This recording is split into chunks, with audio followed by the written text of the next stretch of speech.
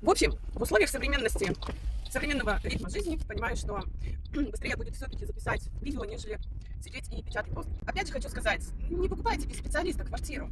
А вы знаете, что если вы покупаете квартиру и берете копию по квартирной карточке в управляющей компании, вам могут предоставить неверные сведения, потому что, как управляющая компания утверждает, если вы самостоятельно не предоставили сведения о том, что вы прописались в квартире, или тот, кого вы прописали в квартире, не предоставил эти сведения, короче, в копии по квартирной карточке этого человека нет.